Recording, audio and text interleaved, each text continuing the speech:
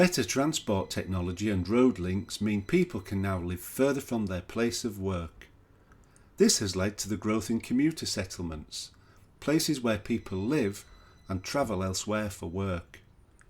Burley-in-Wharfedale is an example of a commuter settlement in West Yorkshire. A quick, reliable and regular rail service means people can work in the large cities by day and enjoy the peace and tranquility of village life at night. Most people in the village travel 10 kilometres or more to work each day. 70% of people prefer to travel in a car or van, and the main roads linking Burley-in-Wharfedale with cities and towns in the region are very busy at peak times. People travelling from commuter settlements have a knock-on effect elsewhere, and the roads heading into Leeds and Bradford are regularly gridlocked by commuters heading into work in the morning and setting off home in the afternoons. The population of Burley-in-Wharfedale has more than doubled in the last 40 years, and the demand for housing has led to house prices being 60% higher than the rest of the region.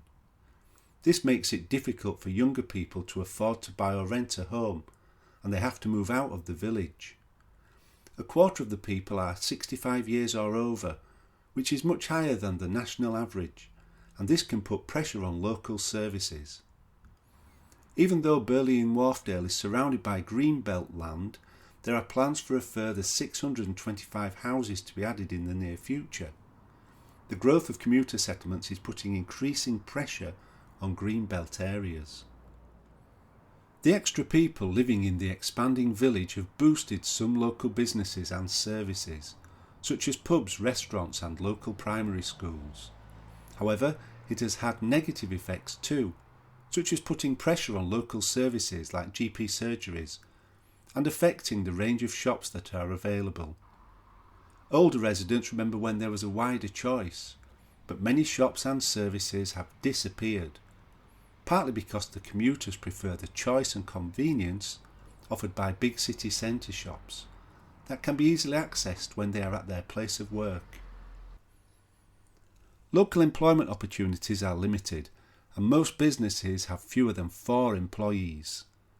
There is part-time work available in pubs and catering, but inevitably people must travel to full-time employment, adding further pressure to the local transport networks.